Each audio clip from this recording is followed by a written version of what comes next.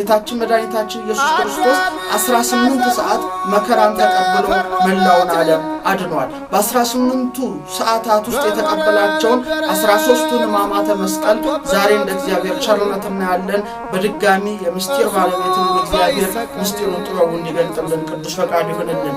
መጀመሪያ የተቀበለው መከራ ተአስሮተ ድኅር የኋሊት መታሰር ይባላል። ይኸው ሐሙስ ማታ 3 ሰዓት ላይ አይሁድ ይዘው ወደ ሊቀ ካህናቱ ወደ ቀያፋ ይዘውት ሄደዋል።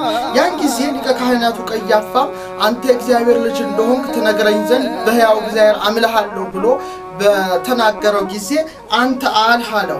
አንተ አልህ የሰው ልጅ በኃይል ቀኝ ሲመጣ በሳይቅ ሲቀመጥ በሰማይ ደመና ሲመጣ ታያላችሁ ብሎ በተናገረው ጊዜ የሊቀ ካህናቱ አገልጋይ ፊቱን በጥፊ መጥቶታል። ከዛ በፊት ግን በተቀበለው መከራ ስናይ የመጀመሪያው መከራ ተአስሮተ ድኅር ይባላል። የኋሊት አስረው ነበረ ወደ ሊቀ ካህናቱ ጌታን ወሰዱት። ጌታችንም የኋሊት በብረት ሐብል በመታሰሩ ፈንታ እኛን ወደ ኋላ ከጽድቅ መንገድ ወደ ኋላ ይስበን ይጎትተን ያስቀረን የነበረውን ዲያብሎስን ድል ነስቶልናል። እሱ ወደ ኋሊት በመታሰሩ ፈንታ እኛን ወደ ኋሊት ከሚመልሰን ጥንተ ጠላት ዲያብሎስ ነፃ አውጥቶናልና ክብር ምስጋና ለስሙ ይሁን። ለዚህ ነው ታላቁ ሊቅ ቅዱስ ዮሐንስ አፈወርቅ በቅዳሴው ላይ ሁሉን የያዘውን ያዙት፣ ሁሉን የሚገዛውን አሰሩት፣ የሕያው የአምላክን ልጅ አሰሩት፣ በቁጣ ጎተቱት፣ በፍቅር ተከተላቸው፣ በሚሸልተው ፊት እንደማይናገር እንደ የዋህ በግ በኋላቸው እየተከተላቸው ወሰዱት። ሊቃነ መላእክት በመፍራትና በመንቀጥቀጥ ከፊቱ የሚቆሙለትን በአደባባይ አቆሙት። ኃጢአትን ይቅር የሚለውን ኃጣ አሉት፣ በመኳንንት በሚፈርደው በእርሱ ፈረዱበት ይላል። ስለዚህ የመጀመሪያው መከራ ታስሮ ወደ ሊቀ ካህናቱ መቅረብ ነበረ። ከዛ ቀጥሎ ነው እንግዲህ ሁለተኛው መከራ የሚቀጥለው። ያውም ሁለተኛው መከራ ተጸፎ መልታየት ፊቱን በጥፊ መመታቱ ነው። ይኸውም ሊቀ ካህናቱ አንተ የእግዚአብሔር ልጅ ነህ ባለው ጊዜ አንተ አልህ ባለው ጊዜ አንዱ በድፍረት ተነስቶ የጌታን ፊት በጥፊ መጥቶታል። ጌታችንም በዮሐንስ ወንጌል ምዕራፍ 18 ቁጥር 22 ላይ ወእመሰ ሰናይ ነበብኩ ለምን ትንከተዘብጠኒ በጎ ነገር ብናገር ለምን ትመታኛለህ ብሎ እንደጠየቀው ወንጌላዊው ዮሐንስ በዮሐንስ ወንጌል ምዕራፍ 18 ቁጥር 22 ላይ ጽፎልናል። በጥፊ የመታው ሰው 38 ዓመት ሙሉ በደዌ ዳኛ ባልጋ ቁራኛ በቤተ ሳይዳ በመጠመቂያው ተኝቶ የነበረው መጻጉዕ የተባለ በሽተኛ ነበረ። አባቶች ይህን ይዘው ውለታ በጥፊ ይላሉ። እንግዲህ አልጋህን ተሸክመ ሂድ ባለው ፈንታ ጌታን ለመምታት እጆቹን ዘርግቷል። እንግዲህ አባቶቻችን ሊቃውንት ይህን ሲተረጉሙት ጌታችን በጥፊ በመመታቱ አዳምና ሔዋንን የልባቸውን ፊት እየደበደበ ሲኦል ያወርዳቸው የነበረውን ዲያብሎስን ድል ነስቶታል። እሱ በጥፊ ተመቶ እኛን ልባችንን የሚመታንን ዲያብሎስን ጥንተ ጠላታችንን ድል ነስቷልና ክብር ምስጋና ለስሙ ይሁን። ለዚህ ነው ታላቁ ሊቅ ቅዱስ ዮሐንስ አፈወርቅ በቅዳሴው ላይ ምን ይላል? ኪሩቤል አለ በእሳት ክንፍ ተሸፍነው በፊቱ የሚሰወሩለት እርሱን ክፉ ባሪያ እጁን አጽንቶ ፊቱን ጸፋው ይላል። ይሄ እንግዲህ በቤተ ክርስቲያናችን ትምህርት ተጸፎ መልታሂት ይባላል። ከዛ በኋላ ፊቱን በሻሽ ሸፍነው መኑቱ ክርስቶስ የመታ ማን ነው? በጥፊ የመታ ማን ነው? እያሉ ዘብተውበታል። የክብር ባለቤት መድኃኔዓለም ክርስቶስም ሁለተኛው የተቀበለው መከራ ተጸፎ መልታሂት ነው። እሱ ፊቱን በጥፊ እየተመታ እኛን ልባችንን እየደበደበ ወደ ሲኦል የሚጥለንን ጥንተ ጠላት እባቡን ሰይጣንን ድል ነስቶልናል። ሶስተኛው መከራ ወሪቀ ምራቅ ይባላል። ይኸውም አይሁድ ሞት ይገባዋል ብለው ምራቃቸውን ተፍተውበታል። የአይሁድን ምራቅና የሱን ምራቅ እስቲ አነጻጽረን እንነጋገር።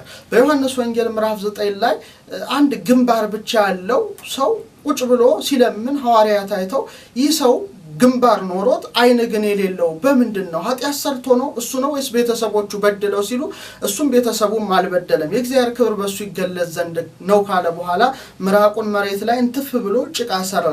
ከዚህ በኋላ ብልህ ንድፍ ነዳፊ ዲዛይን እንደሚያወጣ የአይን ቅርጽ ቀረጸበት።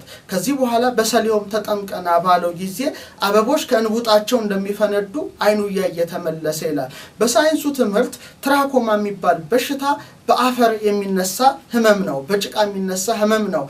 ገሌና ገሌ አይንና አፈር ናቸው ከተባለ ጠላቶች ናቸው፣ ተቃራኒዎች ናቸው። ወይም አንዱን ሰው አይንህን ላፈር ካለው ሁለተኛ አለህ ማለቱ ነው።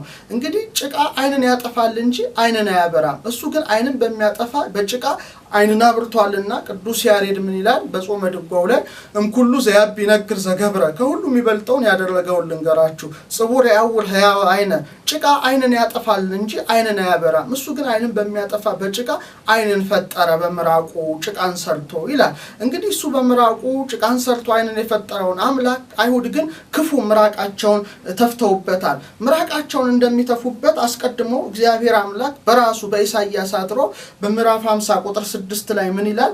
ጀርባዬን ለገራፊዎች ጉንጬንም ለጠጉር ነጮች ሰጠው ፊቴንም ከውርደትና ከትፋት አልመለስኩም ያለው ትንቢቱ ሊደርስ ሊፈጸም በማቴዎስ ወንጌል ምዕራፍ 26 ቁጥር 67 ላይ እንደምናነበው ምራቃቸውን ተፍተውበታል። እንግዲህ ጌታችን ላዩ ላይ ምራቅ ሲተፋበት ካሳ ክሶልናል። ይኸውም ዲያብሎስ በአዳምና በሔዋን በልቡናቸው ፊት ላይ የክፋት ምክሩን እየተፋ ሲኦል አውርዷቸው ነበርና የኔና የናንተ ጌታ መድኃኔዓለም ተተፍቶበት ከዲያብሎስ የክፋት ምራቅ ነፃ አውጥቶናልና ይህንን የምናስብበት ሳምንት ላይ ነን። እንግዲህ ቅዱስ ሄሬኔዎስ የተባለ ሊቅ ምን ይላል? በፊቱ ላይ እንትፍ እንዳሉበት በጥፊም እንደመቱት እርሱ ግን እፍ ብሎ መንፈስ ቅዱስን በደቀ መዛሙርቱ አሳደረባቸው ይላል። በአዳም ላይ እፍ ብሎ የሕይወት እስትንፋስን የዘራለትን አምላክ እነሱ ግን የክፋት ምራቃቸውን ፊቱ ላይ ተፍተውበታል። እሱ ተተፍቶበት እኔና እናንተን ከዲያብሎስ የክፋት ምራቅ ትፋት ነፃ አውጥቶናልና ይሄን ነገር በአጽንኦት ማሰብ ይገባናል። አራተኛው የተቀበለው መከራ ተኮሮሪስ ወይም ተኮሮተሪስ ይባላል። ራሱን በዘንግ ተደብድቧል። ይኸውም በማቴዎስ ወንጌል ምዕራፍ 26 ቁጥር 68 ላይ ምን ይላል? ራሱን በዘንግ መቱት ይላል። እንግዲህ ራሱን በዘንግ እንደሚመታ ጌታ ከመወለዱ ከ500 ዓመት አስቀድሞ ኢሳይያስ በምዕራፍ 1 ቁጥር 5 ላይ ራስ ሁሉ ለህመም ሆኗል በማለት የሕይወት ራስ ኢየሱስ ክርስቶስ በራሱን በዘንግ እንደሚመታ አስቀድሞ ተናግሯልና ያ ሊደርስ ሊፈጸም አይሁድ ራሱን በዘንግ ደብድበውታል። እንግዲህ ጌታችን ለምን ራሱን በዘንግ ተደበደበ? ለጊዜው እነሱ መከራ ለማጽናት ያደረጉት ነው፣ ፍጻሜው ግን ለካሳ ነው። ምክንያቱም ዲያብሎስ የአዳምን የልቡናውን ራስ በክፋት የምክር በትሩ እየመታ ሲኦል አውርዶት ነበርና የክብር ባለቤት ጌታችን ራሱን ተመቶ የዲያብሎስን ራስ ቀጥቅጦታል። ለዚህ ነው ሊቃውንት ምን አሉ? ራሱን በዘንግ በመመታቱ የታላቁን ቀይ ዘንዶ 7 ራሶች 10 ቀንዶች አጠፋልን ብለዋል። እሱ ራሱን ሲመታ አንተ ቀጥቀጥ ከአርስቲው ለከይሲ እንዳለ ቅዱስ ዳዊት የእባቡን ራስ ቀጠቀጠልን። እርሱ ራሱ ባይመታ ኖሮ ዛሬ ዲያብሎስ አንገቱን ራሱን ከፍ ያደርግ ነበረ። ያን ጊዜ ግን ለያዳግም የክብር ባለቤት ኢየሱስ ክርስቶስ ራሱን ተመቶ የጥንተ ጠላት የሰይጣንን ራስ ቀጥቅጦ አጥፍቶልናልና ይሄ አራተኛው የተቀበለው መከራ ነው። አምስተኛው የተቀበለው መከራ ተቀስፎ ዘባን ይባላል። ጀርባውን ተገርፏል። ይሄም የማቴዎስ ወንጌል ምዕራፍ 27 ቁጥር